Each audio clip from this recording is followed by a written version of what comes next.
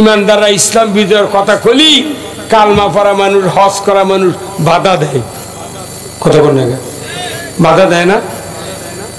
এই বিএনপির এক নেতা ফখরুল ইসলাম আলমগীর, নাম শোনেননি? উনি লন্ডনে যা বলছেন যে জামাত ইসলামী জ্ঞানবান কর্মী তৈরি করে, আমাকে বেস্ট নলেজ যুক্ত কর্মী তৈরি করা দরকার, আমরা তৈরি করতে পারি না বিধায় তাদের সাথে মোকাবেলা করতে পারি না। এই কথাটা কি তুরমুরু কথা? সেই দামি কথা। পিনাকি হিন্দু মানুষ অনলাইনে যুদ্ধ করতেছে যে বাংলাদেশে যদি চরিত্রবান, দক্ষ, সঠিক নেতৃত্বের লোক যদি তৈরি করতে থাকে, দুটা দল, একটা বাংলাদেশ জামাত ইসলামী, একটা ইসলামী ছাত্র শিবির। হিন্দু বুঝলো এই দলের উপকার, মৌলবীরা বুঝলাম না। এই কথা কোন জায়গা? এই জন্য আমাদের সব বক্তৃতা হয়ে গেছে, দাড়ি, টুপি, জুব্বা, ইতিকাফ, হজ, উমরা, ইবাদত, কুরবানি সব হয়ে গেছে। এখন একটা বক্তব্য, এ দেশের মাটিতে আমরা ইসলাম দেখতে চাই। যাই ক্ষমতার যান যান, আমি ক্ষমতার যাব না, কিন্তু আমি ইসলামকে ক্ষমতায় দেখতে চাই। ইসলাম যদি ক্ষমতায় দেখতে চান তাহলে আপনাকে নির্বাচনের মাধ্যমে ইসলামকে ক্ষমতায় বসাতে হবে। আগামী দিনে এদেশে ইসলামকে ক্ষমতায় বসানোর জন্য কারা কারা ইচ্ছা পোষণ করেন, দুহাত তুলে আল্লাহকে দেখান। নারে তাকবীর। এই শেষ।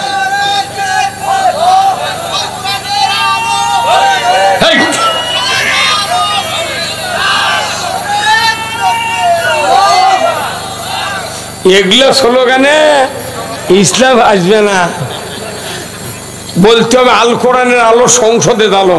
আল্লাহ রসুল 10 বছর কোরআন দেয়া দেশ চালাচ্ছেন। হ্যাঁ, কথা বল না? নবী কোরআন দিয়ে দেশ চালাচ্ছে, লই মধ্যে সই মধ্যে আমরা কি হলাম? কোরআন বাদ দেয়া বাপ দাদার আইন দিয়ে দেশ চালান লাগবে। যত আইন আছে সব কুফরি মতবাদ, আল্লাহর মতবাদ। আল্লাহর জীবন ব্যবস্থা হলো, আল্লাহর আইন হলো সবচেয়ে নাজাতের মতবাদ, মুক্তির মতবাদ। ঠিক কিনা? আমরা আল্লাহর দেওয়া ইসলাম কেন মানি না? না মানার জন্যে আমাকে কি ক্ষতি হচ্ছে জানেন? আসুন আমি সেই কথাগুলি বলি। যাদের সন্তানেরা বেনামাজি, তাদেরকে নামাজি বানাবে কে? আল্লাহ বানাবে। ভাইরা আমার, আল্লাহর নবী বলেছেন, দুনিয়ার কোন মা বাবা যদি মারা যায়, তার একটা নামাজি সন্তান থাকে, মুত্তাকি সন্তান, পরহেজগার সন্তান যদি থাকে, কবরের পাশে গিয়া সূরা ফাতিহা তেলাওয়াত করলো, বিসমিল্লাহ সহ একবার সূরা ইখলাস তেলাওয়াত করলো, মা বাবার কবরের পাশে হাত তুললো। আমার রাসূল বলেছেন, একবার সূরা ফাতিহা পড়ার কারণে ওই সন্তানের নামায়ে আমলে 10 পারা কোরআন খতমের সওয়াব আল্লাহ তাআলা দিয়ে দেয়। একবার সূরা ইখলাস পড়লে কয় পারা? এই দুরকম কয় পারা? 2 বার পড়লে, 3 বার পড়লে। আমার নবী বলেছেন, নামাজি সন্তান যদি মা বাবার কবরের পাশে দাঁড়িয়ে 3 বার বিসমিল্লাহ সহ সূরা ইখলাস তেলাওয়াত করে আল্লাহর দরবারে হাত তুলে যদি দোয়া করে, সাথে সাথে আল্লাহ তাআলা ওই পিতামাতার কবরের আযাব 40 দিনের জন্য মাফ করে দেয়। 40 দিনের জন্য কবরের আযাব মাফ করবে। তাহলে এই কামটা যখন বেটা ছেলেরা নামাজি হচ্ছে না, আমরা কি লসে আছি না লাভে আছি? তাহলে এই লাভের কাজ করবি কে? পিতা মাতার বাপও পারবে না, তবলিগ পারবে না, জামাত পারবে না, কোন দল পারবে না। কোরআন বলছে কে নামাজ কায়েম করবে তার উপর আল্লাহ নির্ঘাত সবচেয়ে বলিষ্ঠ কণ্ঠে দায়িত্ব দিয়েছেন। আমার পক্ষ থেকে সবচেয়ে বড় ধরনের আদেশ, তোমরা পৃথিবীতে 4টা আইন চালু করবে। 1 নাম্বার নামাজ কায়েম করবে, যাকাত আদায় করবে, ন্যায়ের আদেশ করবে, অন্যায়ের বারণ করবে। এই 4টা দায়িত্ব আমি আল্লাহ সরকার তোমাকে দিয়ে দিলাম। আল্লাহু আকবার। আল্লাহ কোরআনে বলছেন, আল্লাযীনা ইম্মাক্কা আন্নাহুম ফিল আরদ আকামুস সালাতা ওয়া আতাউজ যাকাতা ওয়া আমারু বিল মারুফ ওয়া নাহাউ আনিল মুনকার ওয়ালিল্লাহি আকিবাতুল উমুর। আমার আল্লাহ বলেছেন, ও পৃথিবীর মানুষেরা, তোমাদের ভিতরে যারা মুসলমান, ক্ষমতায় যাও, প্রধানমন্ত্রী হও, সরকার হও, প্রেসিডেন্ট হও, ক্ষমতায় যাও, 4টি আইন চালু করবে। জোরে করে আল্লাহু আকবার। কয় আইন? 4টে, মাত্র 4টে। দেশ জান্নাত হয়ে যাবে। 4 আইন, 4টে দফা। এই 4টে দফা চালু না করে কত দফা চালু করছে, তাও শান্তি নাই। এই 4 দফার 1 নম্বর হলো নামাজ কায়েম করবে। সরকার ছাড়া পৃথিবীতে নামাজ কায়েম করার কোন দলের শক্তি নাই, বক্তার শক্তি নাই, ইমামের শক্তি নাই। তাহলে আমার সন্তানগুলিকে, আমার দাদা যারা, বাবা যারা নামাজ পড়ে না, এদেরকে নামাজে বানানোর জন্য সর্বপ্রথম ইসলামী রাষ্ট্র কায়েম করতে হবে। হ্যাঁ, তাহলে ইসলামী রাষ্ট্র কায়েমের কথা কে বলছেন? আল্লাহ বলছেন তুমি ইসলামী রাষ্ট্র কায়েম করো। আমরা সেই কাজ করতেছি। এটা করবার লেগে আমাকে সাথে মারামারি করছে, মাইকিং এ ঠেলেতে করছে, কানের পট্টি গরম করে দেবে। তাই এখন আয় কে মানা করে দেয়, পট্টি গরম করে দেয়। আছে আর এত মানুষ একখান হওয়া গেল, 5 জন হলি এতক্ষণ ধরে লেগে গেল। প্যান্ডেল লিখলে ভাঙ্গে চুরে চুরমার হয় না। ইসলামী রাষ্ট্র ছাড়া নামাজ কায়েম হবে না, যাকাত চালু হবে না, সুদ বন্ধ হবে না, চুরি বন্ধ হবে না, জেনা বন্ধ হবে না। প্রত্যেকটি কাজের সাথে ইসলামী রাষ্ট্র জড়িত। এই কথাটা ইমামরা আজ 100 বছর ধরে করলে হয়নি। বাংলাদেশ জামাত ইসলামের নেতাগুলো ফাঁসি দেবার পারলে হয়নি। ঢাকার ইমাম কয়নি, পয়তুল মোকাররমে গাঁজা খোর দিয়েছিল ইমামতি। এই ওটি সচিব, ম্যাজিস্ট্রেট, ডিএমপি কমিশনার, মন্ত্রী, কত বড় বড় আমলা নামাজ পড়ছে। একটা দিন কয়নি মারে। খালি ওর পর যদি বুঝাল হয়নি, এত বড় দামি দামি লোক কি ফাঁসি হলো হয়নি ভাই? নিজামের মতো, আলী হাসানের মতো, সাইদের মতো 10,000 বছর চেষ্টা করলে কি ওই রকম লোক আর তৈরি হবে? কিভাবে আকাশমণি গাছের লাগান মাথা কাটে কেটে শেষ করলো রে। কেউ কেউ কয় কি না ওগুলো বোধহয় করিছে, কিচ্ছু করেনি রে। আহা, বিনে দোষে তাদেরকে দুনিয়ার থেকে বিদায় করে দেওয়া হয়েছে। তারপরে কি বাংলাদেশে জামাত ইসলামী পিস পাওয়া আছে? আরো আগ আছে। আরো আগ আছে। খালি আল্লাহর কাছে বলছি যে আল্লাহ বাংলাদেশের 60% ইমানদার তুই এনে জায়গা দে, জ্যাঙ্কা জায়গা দিছিল ছাত্র করুক। সব দলের আশার শেষ। ছাত্ররা করলো কিরে, বউ নাই, চল নাই, সংসার নাই, এর কিরে কাছে সারা বাংলাদেশ কুপা কাজ। স্বরাষ্ট্রমন্ত্রী কয় কর গুলি, পুলিশ কয় কতজন গুলি কর্ম, একজন বলে 30 জন আসে। কি মরদ, কি বাপের বেটারারি। এই বাংলাদেশের সূর্য, শান্তির সূর্য কিভাবে 5ই আগস্ট 1:30টার সময় উদয় হলো। আল্লাহু আকবার। 5ই আগস্টে এই কাজ না হতো, বাংলাদেশের কয়েক লক্ষ লোক একদিনে জেলখানায় উঠত। আজকে জাতি বুঝলো না। কিন্তু কয়েকদিন আগে একটা সাক্ষাৎকার দিয়েছে মেজর ডালিম। হ্যাঁ, কি মরদ রে। ইলিয়াস সাংবাদিক নিয়ে কম মরদ হয়। আমার ভাইরা, আল্লাহ তাআলা এই জাতিকে কল্যাণের দিকে নিয়ে যাচ্ছে। আলহামদুলিল্লাহ। এই কল্যাণ আর ব্যাগে যাওয়া যাবে না, সামনে অগ্রসর হতে হবে।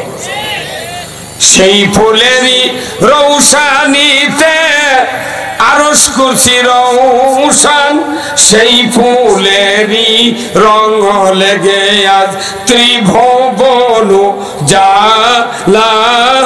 সাহারাতে ফুটলো রে ফুল রঙ্গিনী গোলে লা লা, সাহারাতে ফুটলো রে ফুল।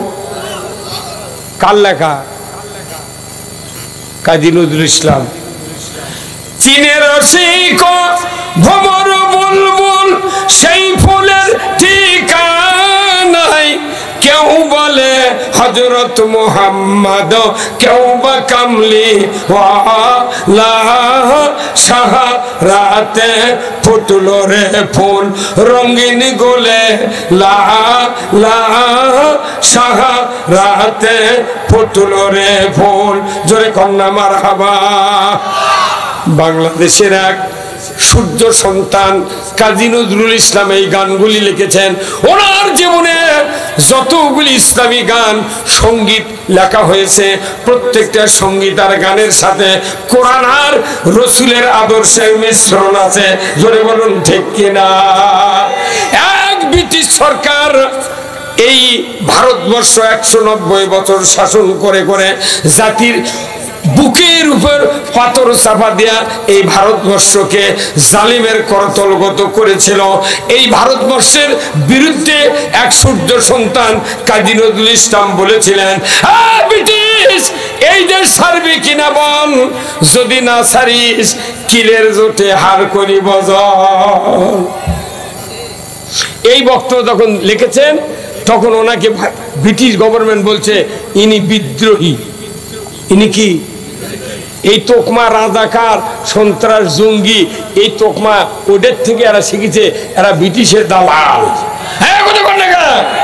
কাজী নজরুল ইসলাম কি বিদ্রোহী ছিল? ব্রিটিশ অন্যায় করেছে এটা বলার কারণে কাজী নজরুল ইসলামকে বলা হলো বিদ্রোহী কবি। কথা ঠিক কিনা? আর ভারতবর্ষের সময় ব্রিটিশ সরকারের সময় একটা কবি ছিল যার মুস ভেকু দিয়ে আলোক করলে মুখ দেখা যায়। কথা বলে কি কবি? ভেকু দিয়ে মুস আলোক করলে দেখা যায়, ওর মুখ দেখা যায়। তা কি কত বিশ্ব কবি, আর অরিজিনাল কথা কয় দেখে হয়তো বিদ্রোহী কবি। তাহলে ব্রিটিশের হাতে কলম ছিল। আমার কেমন যেন বিশ্বাস বদরের যুদ্ধে যদি রসুলের দল পরাজিত হয়ে যেত আর আবু জেলের দল যদি বিজয় হতো, তাহলে আর আবু জেল যদি ওই যুদ্ধে মারা গেছে, সে যদি মারা যায়, তখন ওদের হাতে যদি কলম থাকতো ওরা লিখতো শহীদ আবু জাহেল। হ্যাঁ কথা কন না? আর বলতো মোহাম্মদ আব্দুলের বেটা জঙ্গি। হ্যাঁ কথা কন। কিন্তু সেই সুযোগ আল্লাহ 313 জন সাহাবী বদরের যুদ্ধে যখন প্রতিজ্ঞা করে রসুলের হাতে বাইয়াত গ্রহণ করে সূর্য সন্তানের মতো বদর প্রান্তরে নেমে বলেছিলেন, আমাদের বুকে এক ফোঁটা রক্ত থাকা পর্যন্ত বদর প্রান্তর কাফেরের হাতে ছেড়ে দিতে রাজি নয়। এই প্রতিজ্ঞা করার সাথে সাথে আল্লাহ তাআলা বুঝতে পারলেন এত কঠিন প্রতিজ্ঞা কেউ দুনিয়াতে করে নাই। আমি এদের প্রতিজ্ঞার কারণে 5000 ফেরেশতা বদর প্রান্তরে সাহায্যের জন্য নাজিল করেছিলাম। আল্লাহু আকবার। গত 5ই আগস্টের আগে জুলাইয়ের 14 তারিখ থেকে এই বাংলাদেশের সূর্য সন্তানগুলি ছোট ছোট বাচ্চা ক্লাস 4 থেকে শুরু করে ভার্সিটি পর্যন্ত যাদের স্ত্রী নাই, মা বাবার মায়া মমতা নাই, সংসারের মায়া নাই, প্রতিজ্ঞা করেছিল বাংলাদেশের মানুষের মুখে হাসি ফুটাবো তাতে জীবন যাই যাক। আল্লাহ তাআলা এই প্রতিজ্ঞার কারণে ফেরেশতা দিয়া এই বাংলার জমিনে ইসলামের পথ প্রশস্ত করে দিয়েছে। আমরা এই পথকে আর বাধাগ্রস্ত করতে রাজি নই। যারা বাধাগ্রস্ত করবে তাদের বিবেক নাই, তাদের বুঝ নাই। আল্লাহ তাদেরকে বুঝ দিক দরকার। আমিন। ভাইরা আমার, বহু বক্তৃতা শুনেছি এই জীবনে। এই জানুয়ারির থেকে আমার বক্তৃতার বয়স 47 বছরের পদার্পণ করলো। 47। ওই যে আমার সাইদুল ভাই, আপনি কোন শুনে দাখিল? কোন তো? ওরে বাবা রে বাবা, 94 দাখিল। আর আমি 1976 সনে 2 বছর গ্যাপ দিয়া দাখিল।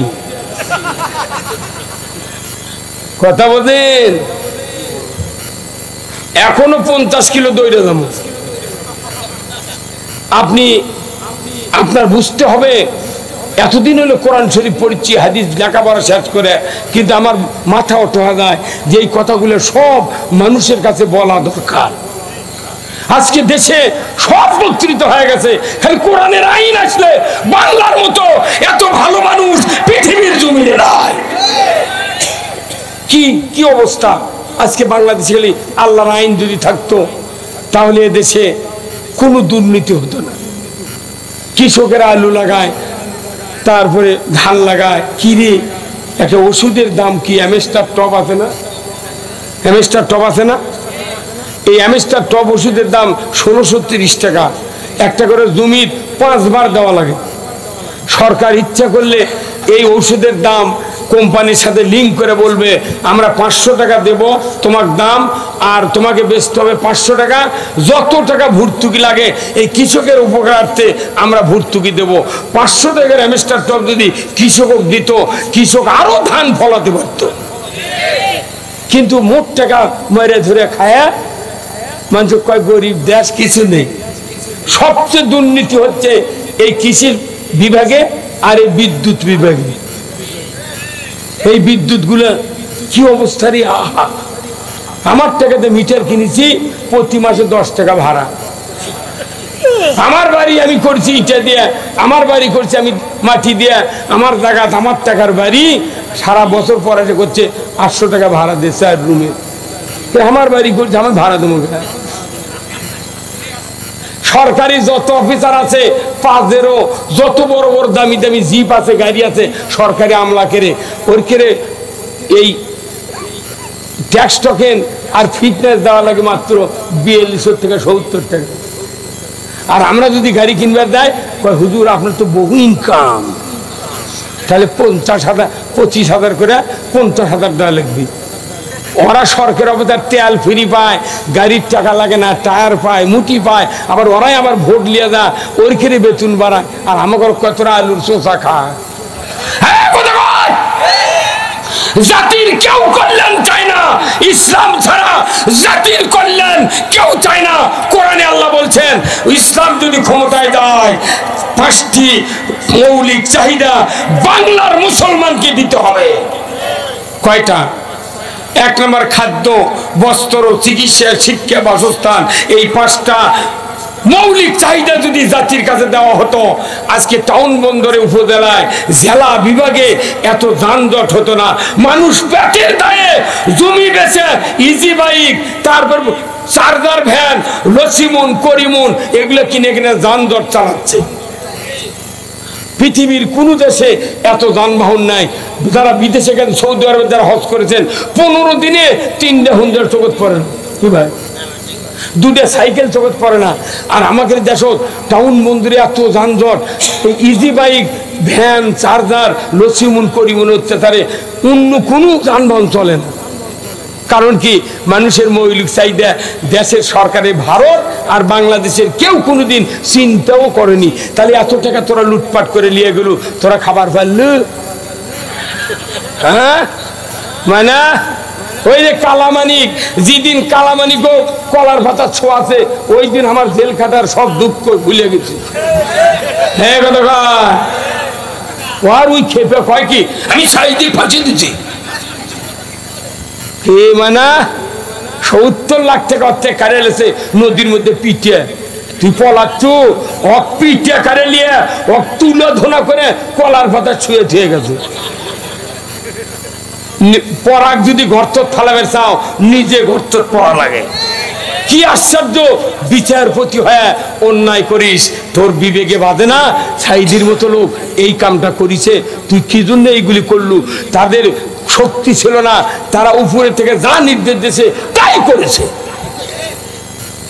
সিনহাত দিয়ে মোট ফাঁসি দিয়ে লিয়ে অকাজে তুই 1.5 সাল মৌত পর্যন্ত আসতে পারবো না। সিনে, আরে সিনে রে, এসকে সিনে অস্ট্রেলিয়া আছে।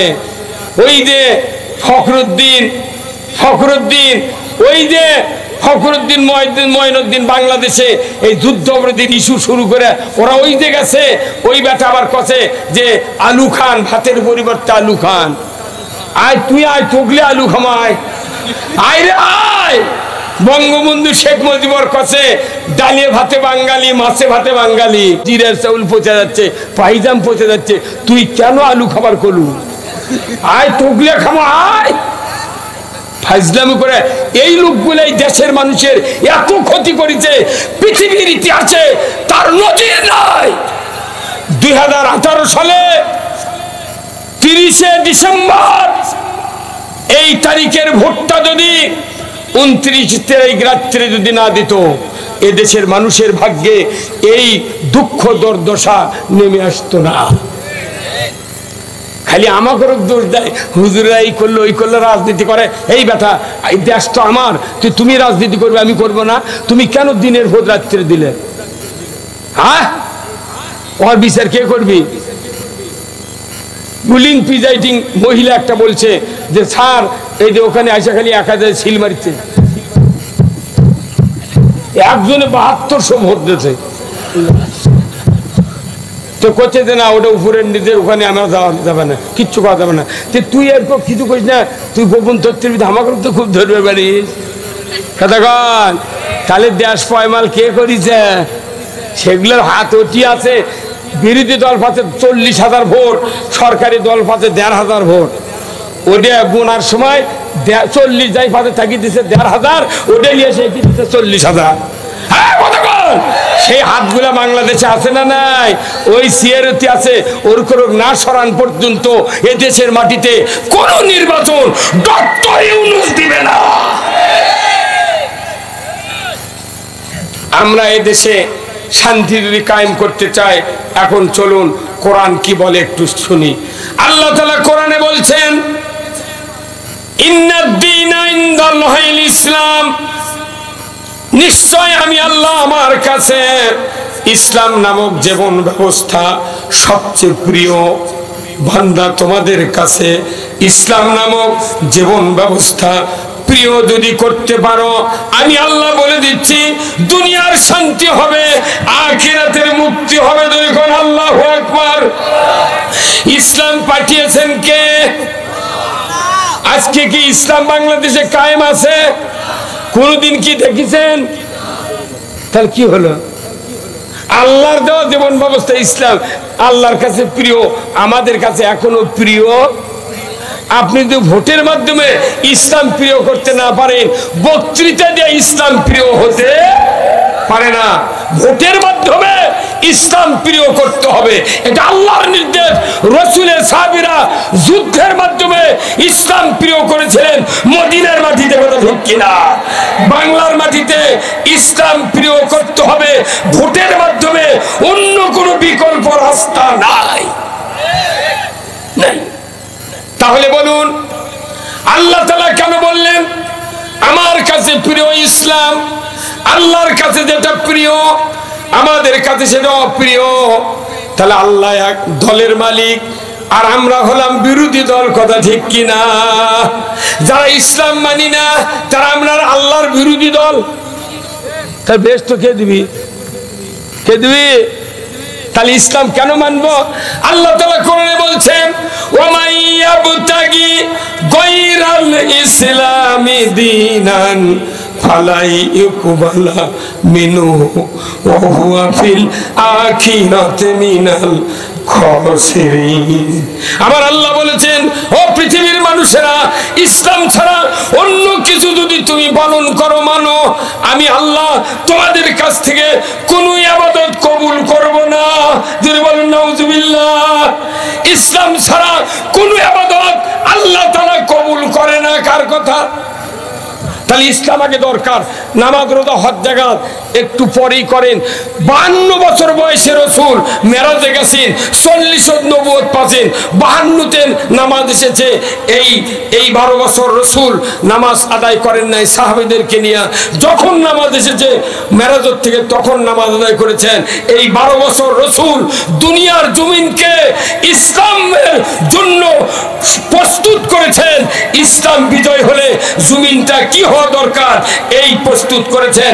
আজকে আমাদের 5ই আগস্ট থেকে নির্বাচন পর্যন্ত এই বাংলাদেশকে ইসলামের জন্য যোগ্য করে তৈরি করতে হবে। কারা কারা প্রস্তুত? দুহাত তুলে দেখা।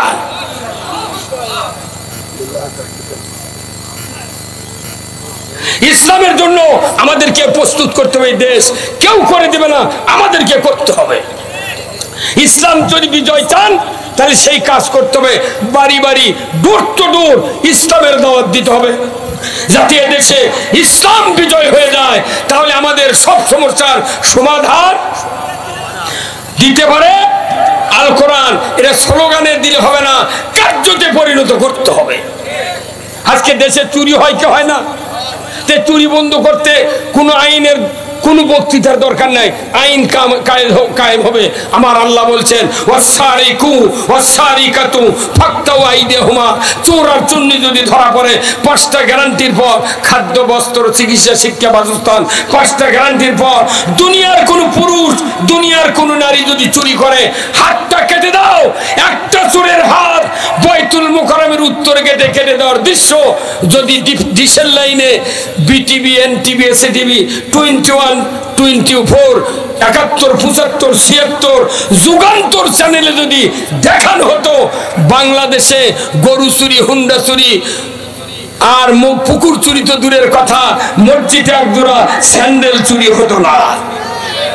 তাহলে এই চুরি বন্ধের জন্য আইন দরকার আছে না নাই? তাহলে সে আইন কে কায়েম করবি?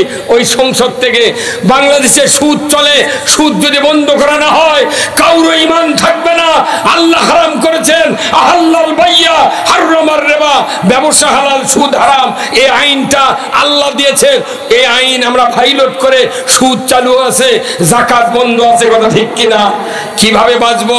অনুরোধ করছি জয়পুরহাটের ভাইয়েরা, আলোর দিশারি এই যুবক ভাইয়েরা যে ফাউন্ডেশন তৈরি করে এতগুলা মানুষের খেদমত করতেছেন, সেবা করতেছেন, তাদের সাথে একতাবদ্ধ হয়ে ইমানদারদের কাছে একটা ভূমিকা পালন করতে হবে।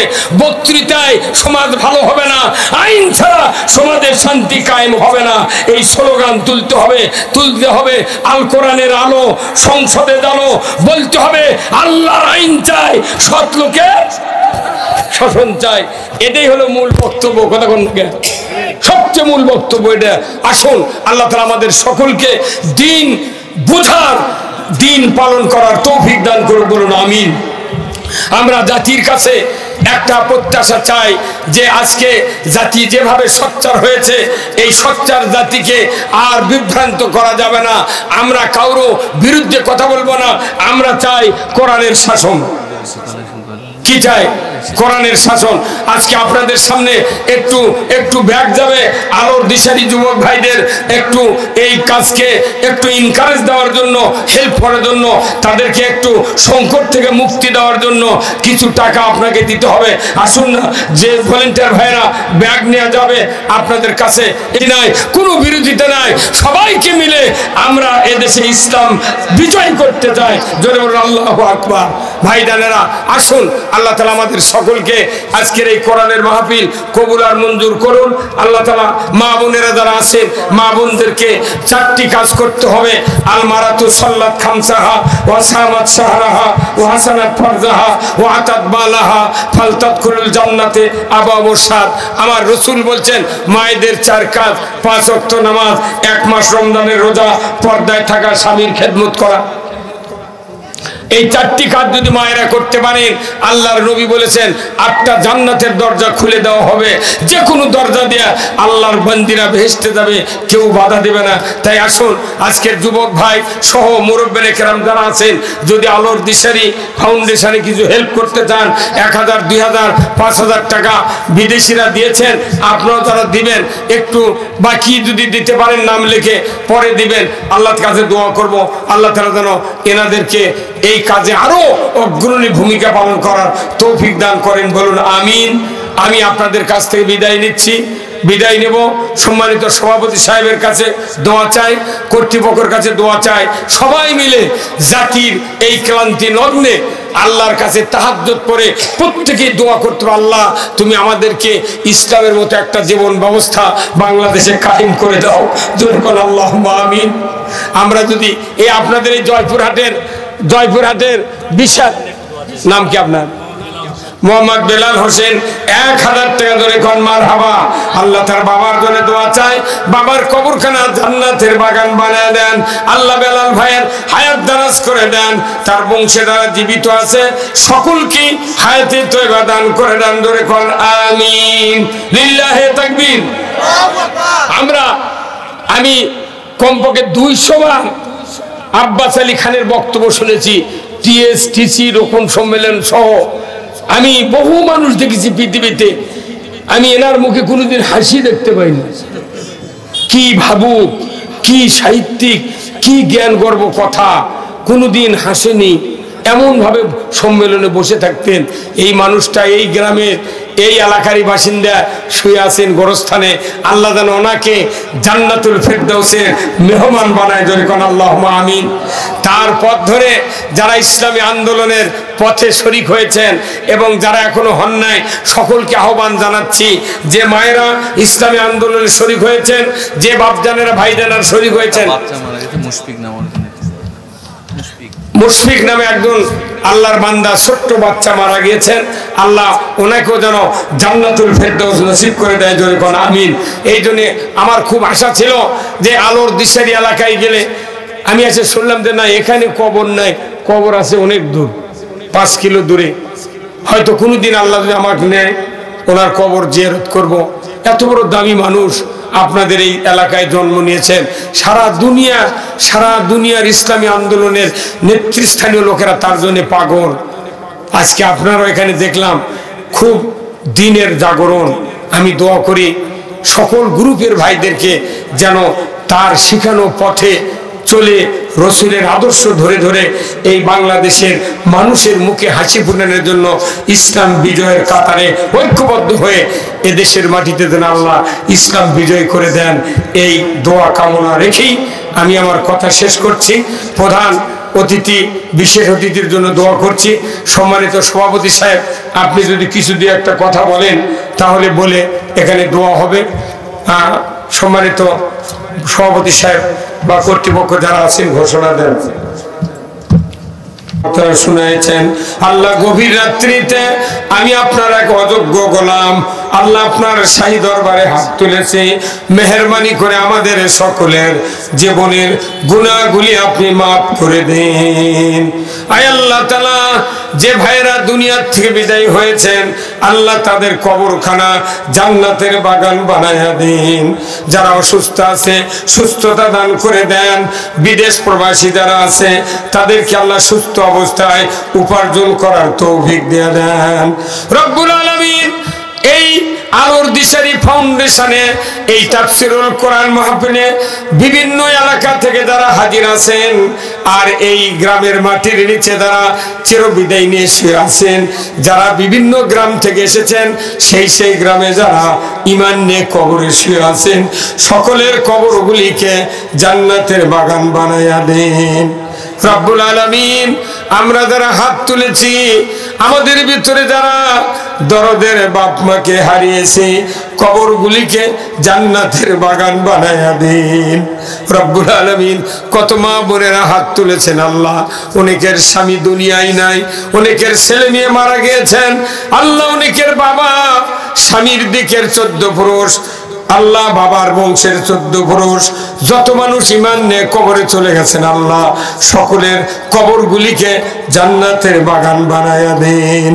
মা বোনেরা যারা টাকা দিলেন, অর্থ দিলেন, ভাইজানেরা যারা অর্থ দিলেন আল্লাহ, মা বোনদেরকে আল্লাহ খাদিজা, রহিমা, হাজেরার মতো চরিত্রবান বানায়া দেন।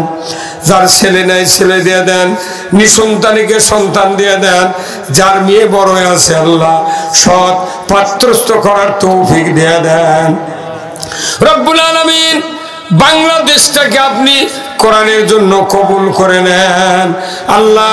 প্রধান অতিথি, বিশেষ অতিথি আল্লাহ গো, যত সর্বস্তরের নেতৃস্থানীয় লোকেরা যারা মাহফিলে হাজির ছিলেন আল্লাহ, সকলকে আল্লাহ দ্বীনের জন্য আপনি কবুল আর মঞ্জুর করে নেন আল্লাহ। প্রশাসনিক কর্মকর্তা, সরকারি কর্মচারী, কর্মকর্তা বৃন্দ যারা উপস্থিত ছিলেন সকলকে আল্লাহ জান্নাতের জন্য আপনি কবুল করে নেন রব্বুল আলামিন।